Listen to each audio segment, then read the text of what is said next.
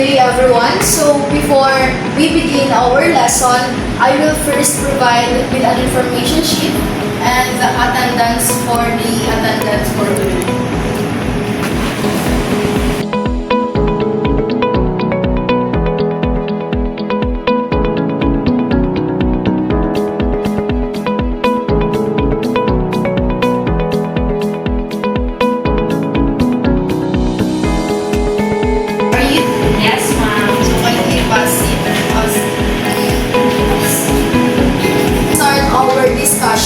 I will show you a video about operate bar that under the learning outcomes number 1, prepare bar for service.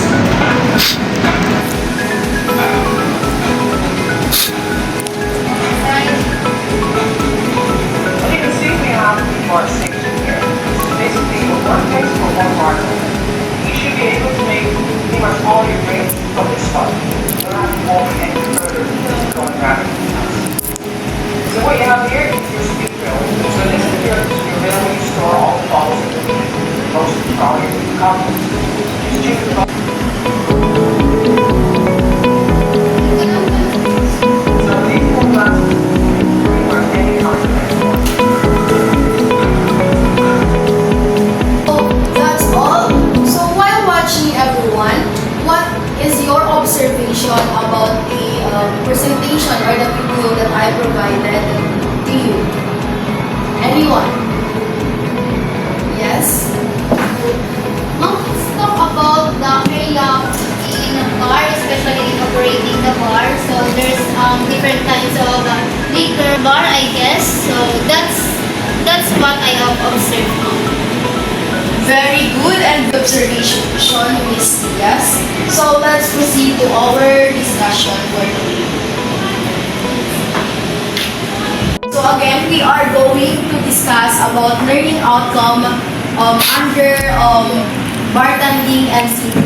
So prepare bar for service or the operate bar. So we have learning objectives. At the end of the lesson, you guys be able to set up the bar according to industry standards, check your stock and store bar items properly, and prepare garnishes, decorations, posters, and ice supplies. Or let's define first what is bar preparation. So bar preparation refers to the process of setting up the bar area before service to ensure smooth, efficient, and sanitary operations to work quickly and safely while providing quality service to customers. So we have the parts of bars. So I provided here in pictures. So first we have front of bar. So as you can see, ito po yung bar sa we have back of bar. So in the back of bar, dito mo makikita yung mga wines natin. We have under bar. So as you can see here in the pictures, we have wines here and we have different wines here and also we have different glasses. Work counter, glass area, and POS cashier.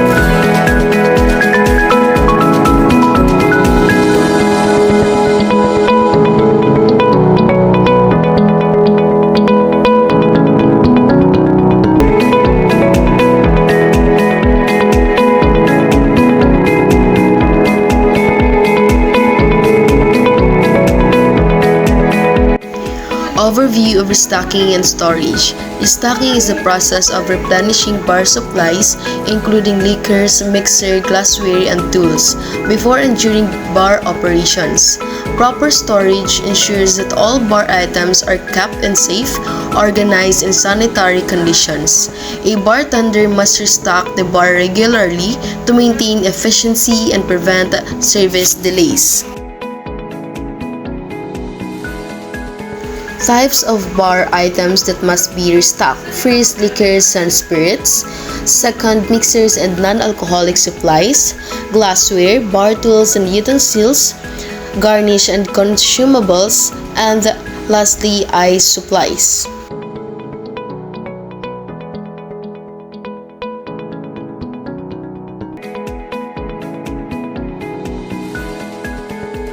That's the end of our discussion.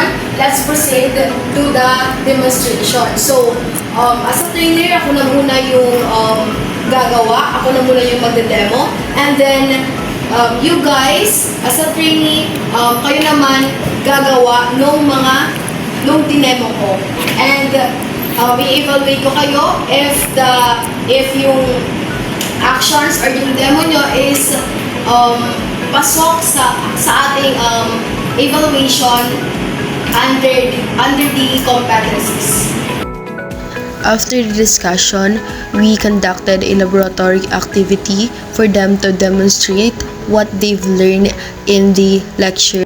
After my demonstration, they are the one to perform the actual bartending on how to mix a liquors. After their actual demonstration, I am now evaluating them based on their performance and based on the evaluation guidelines.